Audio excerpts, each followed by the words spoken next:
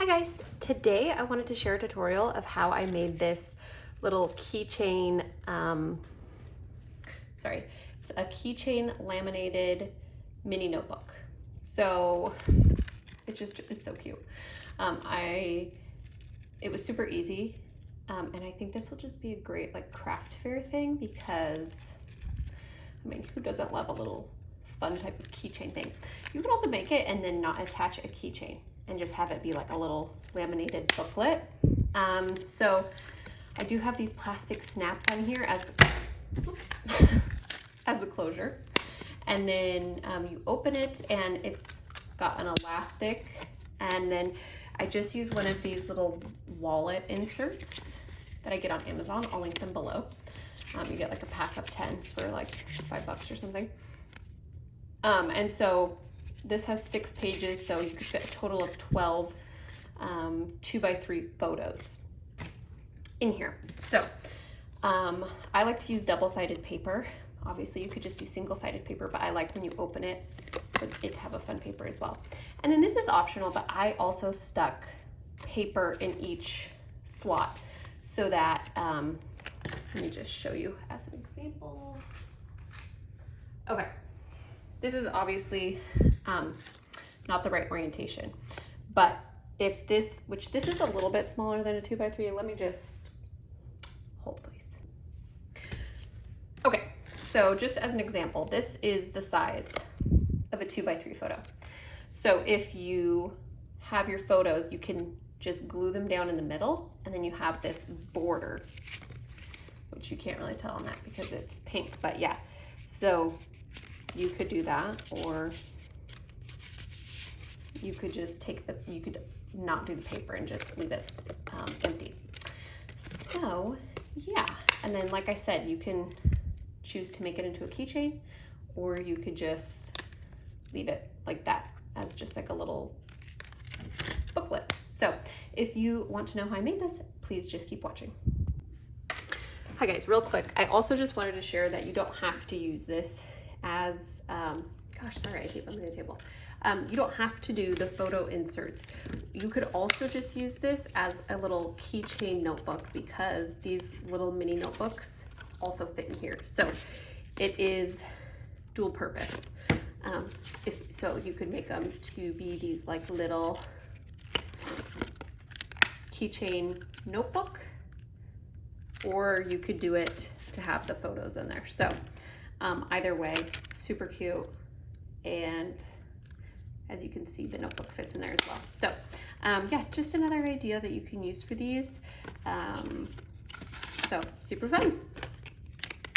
All right, so if you wanted to see how to make this, let's go ahead and go into the video. I will link these little notebooks in the description below, and then I will also link the wallet covers that I used for these in the description below as well. So we're gonna make this one together. It's me from the future. Okay, anyway, bye. Okay, to start, you are going to need a piece of paper. Like I said, I like to use double-sided so that there's something on the outside and the inside. And this piece of paper is going to measure 4 in height by 8 and 1/4 in length. And then we're gonna score this. If you have a directional paper, obviously you'd wanna be cognizant of that when you're scoring it, but mine is non-directional, so it doesn't really matter. So we are gonna score at 2 3/8, 2 5/8, 5 1/2, 5 3/4. So I will go ahead and do that really quick. And yes, okay, so 2 3/8, 2 5/8, 5 1/2, and 5 3/4. Okay, so you have your scored paper. This is what you would need to keep in mind. So the side that, this side where we scored it at 2 3/8, this is going to be your curved side. So if you think about that, like whatever, if you had directional paper, you would put it like this, facing this, but when you fold it, this will still be, you know, this is the back, this is the side, if that makes sense. So anyway, it ends up being the smallest portion is the portion that is we're going to turn into the rounded little flap. So just keep note of that if you do have directional paper. Okay, so the next thing we're going to do is create the rounded flap, and there's multiple ways you could do it. I have this like circle cutter that I got from Hobby Lobby, but you could also like just take something that's circle, kind of line it up to make a flap, and then use your like X-Acto knife to do it, or you could just like freehand it. It's not that big of a deal, unless you're a perfectionist, in which case I would maybe recommend this. So what I like to do is, since this is 4 inches, I have my circle cutter set to 4 inches. And so in order to make sure that it accurately does like a little half circle, I'm going to just measure down 2 inches. And I'm gonna lightly make a mark with pencil, and then I'm going to make sure that that is in the center then. So that would be more like right here. Okay, let me just erase those. So it's actually basically right where this little dot is. Okay, so then I'm gonna take my little circle cutter and I'm gonna line this up. And this circle cutter is honestly, I'm still getting the hang of it, but I am going to, sorry for my head being in the shot, line that dot up with the center, put that back in. I'm gonna make sure the 4 lines up with the edge of my paper. And then I am going to go ahead and wrap that all the way around. Okay. And then sometimes it doesn't cut perfectly through, so I'll just trim the extra little flappy with my scissors. Okay. Okay, so then you have that, and I like to round these corners, so I'm gonna do that now. And I'm just using my corner chomper, and I'm using the 1/4 inch side. Okay. Now we can go ahead and burnish those score lines. I'm just going to erase that pencil mark before I forget. I am just gonna fold those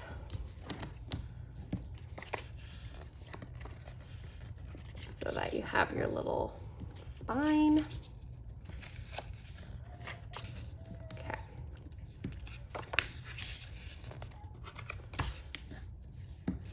Okay, great. And then, you know, so everything is lining up how it should. So, you know, this is kind of a picture of what it's going to look like, but obviously we're going to send it through the laminator, and then we'll do the rest after that. So I'm going to plug in my laminator and let that heat up, and then we'll be right back. Okay, while the laminator is heating up, is a good time to cut your other pages that will go in the inserts.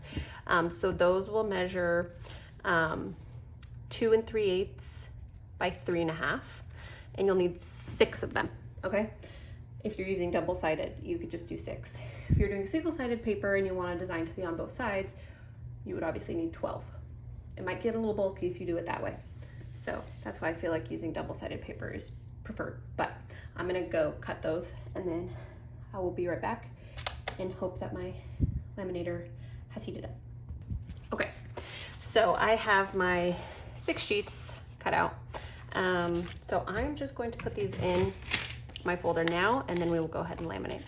So I know the inside cover is the polka dots, so I don't want to do like polka dots facing that way on my first one.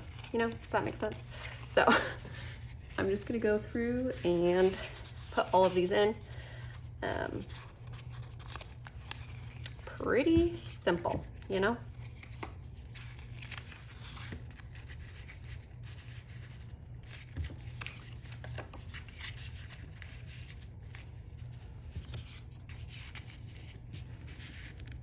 And I just think these are cute. Like, they remind me of like something from the 90s. Selling those old school keychains, but those photo albums were even tinier. Okay, so that's that. You can go ahead and put that to the side. Then my laminator is ready, so I'm just going to grab my laminating sheet. Try to clear off anything that will laminate. If I was smart, I would have had multiple to make, but I didn't. So what's nice is you could laminate 2 of these at once. So if you're, oh, sorry, a little bit too zoomed in.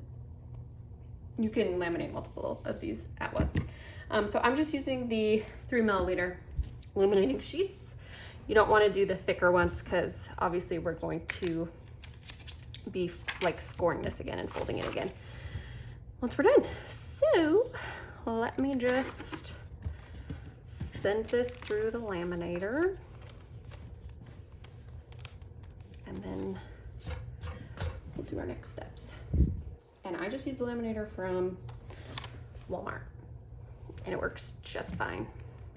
And then once it goes through once, I like to send it through again. Okay, and then I just flip it around to the other side and I send it through again. So I'm gonna finish that and then we'll come back with the next step. Okay, once you're done, you just wanna make sure that you don't have any like bubbling, but I don't see anything. So mine's good. So I'm gonna go ahead and turn off my laminator. You do want to make sure that you let your laminating sheet cool before you do any folding. And to cut it, I just like hand cut around. And you want to make sure that if you see that kind of like edge, that slight bubble around the border, you want to leave a little bit of space between where you're cutting and that, because if you cut that, the lamination will separate. So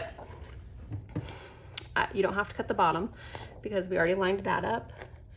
And I might not be able to get this on camera very well because I need to look at what I'm doing, but yeah, like I said, I just try my best to cut in a straight line. Okay.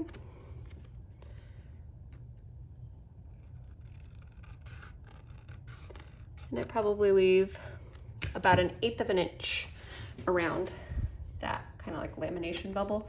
And then you just want to round the corners right here. Okay. Great. So this is, you know, the shape. If you need to like go in and adjust, like I need to kind of make that a little smoother.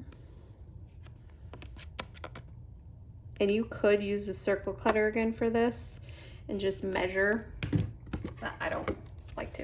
It just doesn't bother me that much if it's not perfect. So my lamination sheet is cool. So you can score it again before you fold it. And obviously because you've just laminated, it's not gonna line up perfectly, but you just kind of wanna find somewhere and line those holes up. Okay. And then I'm just going to fold that.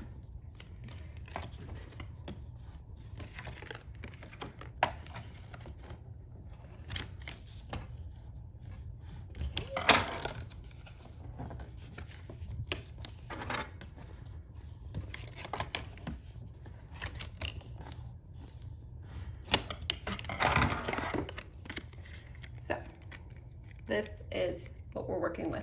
Now we will do our clasp. I just got this like plastic snap kit off of Temu, and that's what I've been using. So it comes with like a little stabby thingy, but I just prefer to punch a hole.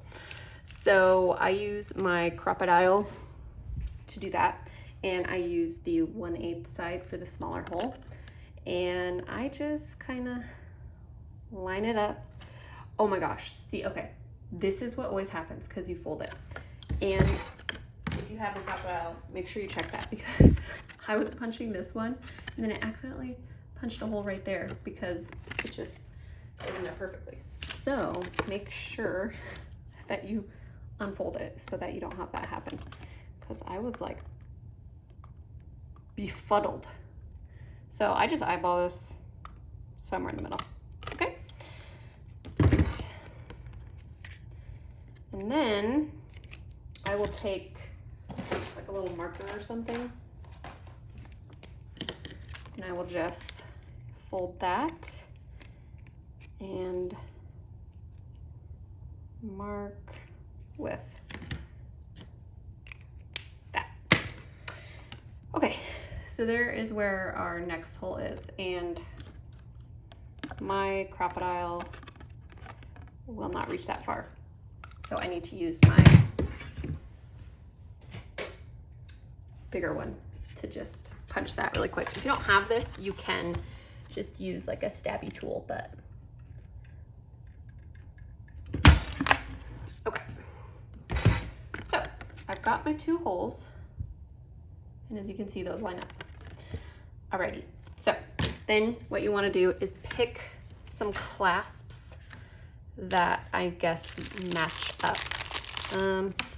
So this is just mainly blues, but I might do a green one. No, I don't like that. Maybe I'll do a more neutral one, like a cream colored. Be good. Okay, I think I'm gonna do this cream color. Yeah, that's fine. I want to see if I can find some cuter clasps, but I kind of just wanted to get this to experiment with the whole process anyway. Okay, so you'll need 2 males, and oops, I got 2 of the same kind. Just want to make sure you've got the 2 different kinds of females. Okay, so first I will do this side, and so you want your flat bit to be on the outer portion, and you just use this tool to press down.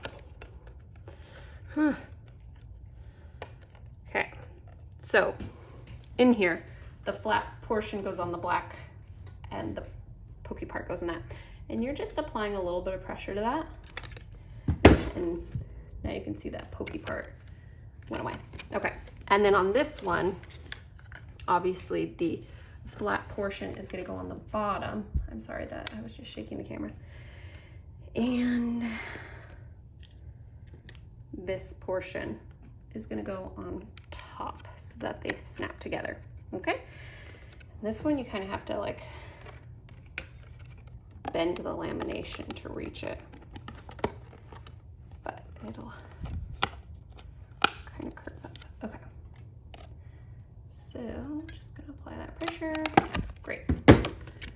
All right. Okay, next we are just going to add our holes to do the elastic hold thing. So again, I'm going to use my crocodile hole punch, and I'm just gonna do it, you know, like I'm gonna basically look through that hole and see where is the most bottom portion of the paper, because I don't want to go through the laminate, but just the lamination, and then I'm going to do it on the top and the bottom. Okay, so you just have 2 tiny holes like that. Okay, then you're going to take some elastic, and you don't need very heavy duty elastic for this because it's not going to be holding anything super heavy. So what I do is I measure 2 lengths of, so 8 inches it would be essentially. And I cut that, and then I put it through like this so that the knot is on the inside of the book, and I just tie that in a knot. Okay.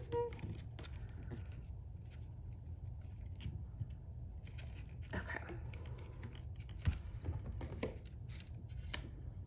Boom. Cut off the extra. Then I'm going to put my little booklet inside there. And everything should close up perfectly. Here's the thing with this. I mean, because of that snap closure, it's a little bulky, but it doesn't really bother me. And I don't know, I just still think it's pretty adorable. So the last step is going to be attaching the keychain portion to the book. So if you don't want to do that, you would stop here and you're done. And that's still pretty cute. But I wanted to turn it into a keychain, so I'm gonna do that now. So now to turn it into a keychain, you're gonna need a couple things. You're gonna need some chain link. I get mine from Amazon and I will link it below. You're gonna need like a large keychain lobster clasp, which you can get these on Amazon as well, which I will also link. And then you're gonna need some jump rings. Now, you're gonna want larger ones, obviously, because, you know, it's gonna need to hold some weight, and also there's like a good amount of distance that the hole will be. So these are 10mm jump rings, and you'll need 2 of those. Okay, so I just do a short chain. So I just do 3 links. So I'm gonna count 3 and then cut the one below it. All right, so first thing you're gonna do is just, I mean, hopefully we all know how to just do the base. Actually, I'm gonna first attach my lobster clasp, and if I had a better quality jump ring, like one of the heavy duty ones, I would just like pull it closed. But since I don't, I like to kind of twist mine and kind of turn it into more of a split ring so that it's not just going to break or like come apart from the weight. So, I mean, I'm not very good at this. I'm a little neater when I'm not trying to fit it into the camera screen, but you get the idea, right? Okay, so that's that. And then you're going to do the same thing and attach it to the book. All right, pretty easy stuff. Okay. And again, you are going to kind of turn that into more of a split ring so that it can withstand the weight, or you could just get the heavy duty ones that are made for keychain making. I just don't really have those. So, okay. So, you have your thing, and you can leave it like this, but I, as you saw, think it's cute to add these little type of like charms, so that if it's hanging like this off of someone's backpack or something, you see the charms. Then also they just like dangle down like a little dangle. So I don't like to overload it because I don't want it to be too heavy, but I just like to pick out a couple little lightweight like charms or beads and dangle them on there. So, but like I said, this is cute as is too. So you could just leave it like that. And that is the finished tutorial. So And it was pretty easy to make, and if you're gonna make multiple, they're really easy to mass make because as you saw, there's not really a lot of steps to doing it. But yeah, if you guys found this helpful, please give this video a thumbs up or comment below and let me know if you're gonna try it. I would love to see your guys' creations if you do try it. This was like one of my first like more detailed tutorials, so hopefully it was okay and you guys were able to follow along. But yeah, thank you again so much for watching. Bye.